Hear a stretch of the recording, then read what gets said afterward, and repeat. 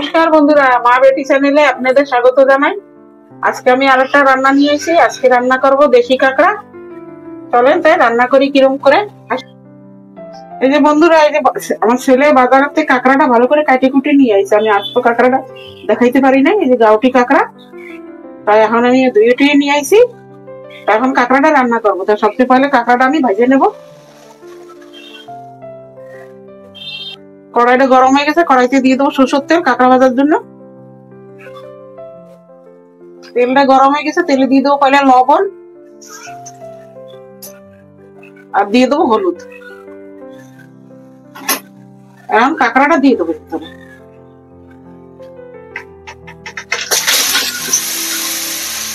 কাঁকড়াটা ভালো করে লাল লাল করে ভাজে নেবো।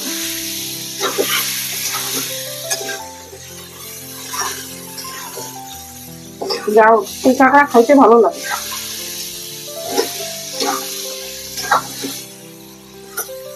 কাঁকড়াটার গিলুটা নাই, ছেলেটা বোঝে নাই, গিলুটা ফেলাই দিয়ে।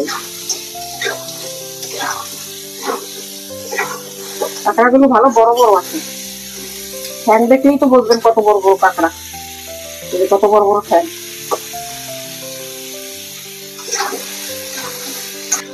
এই যে বন্ধুরা, আমার কাঁকড়া কটা ভালো করে ভাজা হয়ে গেছে।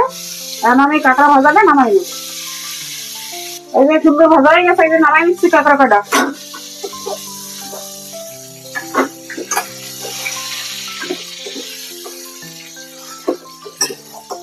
একদম মচমচে করে ভাজা হয়ে গেছে।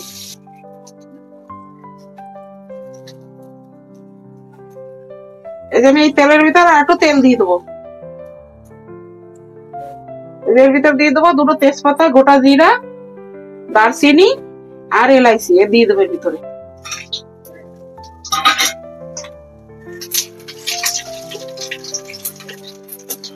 আমি দিয়ে দেবো এই যে পেঁয়াজ আর রসুন বাটা এর ভিতরে দিয়ে দেবো।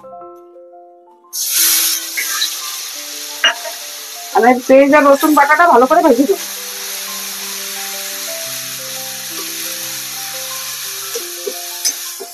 ভালো করে সুন্দর করে ভেজে দেবো। পেঁয়াজ আর রসুনের কাঁচা ঘ্রাণটা চলে যাবে।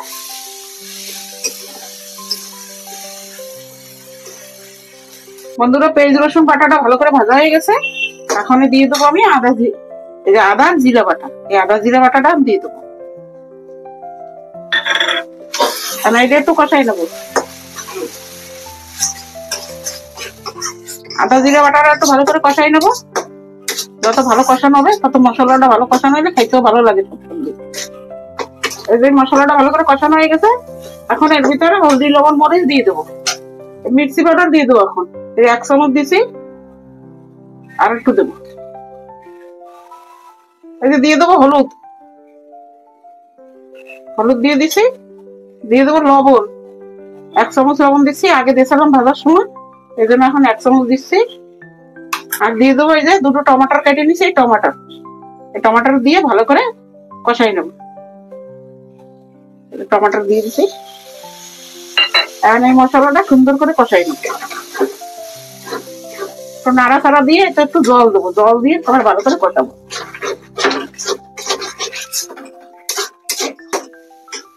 এতে অল্প একটু জল দিয়ে দেবো। জল দিয়ে মশলাটা কষালে ভালো হয়, কারণ কি একটু মির্চি পাউডার দিচ্ছি না, সেই জন্য। সুন্দর করে কষাই নেব। টমাটোটাও গলে যাবে, মশলাটাও ভালো কষানো দিতে।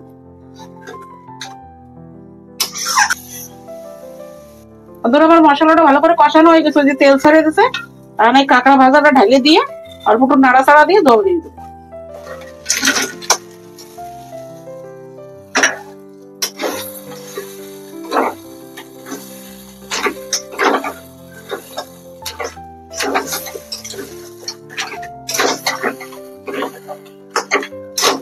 আমি কাঁকড়ায় জল দিয়ে দেবো।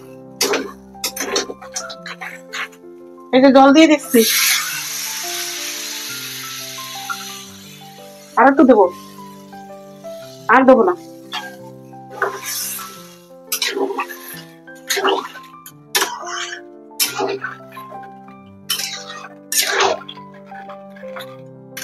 একটু জল দিচ্ছি, গা মাখা রান্না করবো। কাঁকড়াটা ভালো করে ফুটুক। এই যে বন্ধুরা আমার কাঁকড়াটাই যে রান্না করা হয়ে গেছে, এই যে গামাখা গামাখা রান্না করছি।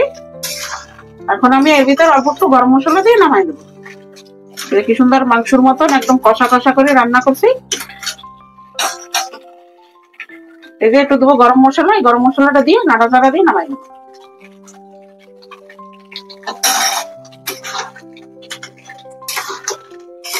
একদম সুন্দর মাংসের মতন কষা কষা হয়ে গেছে।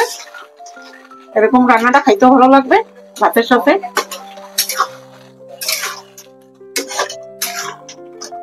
হয়ে গেছে আমার রান্না, আমি এখন নামাই নেব। এই দেখেন বন্ধুরা, এই যে আমার কাঁকড়া রান্না করাটা হয়ে গেছে। দেখে বলবেন এই রান্নাটা কিরকম হয়েছে, আর আপনারাও এরকম রান্না করে খাবেন। ভালো লাগলে কমেন্ট করবেন, লাইক করবেন, শেয়ার করবেন, সাবস্ক্রাইব করবেন, আর এরকম পাশে থাকবেন। ভালো থাকবেন, সুস্থ থাকবেন। আর আমি এখানে ভিডিওটা সমাপ্ত করছি।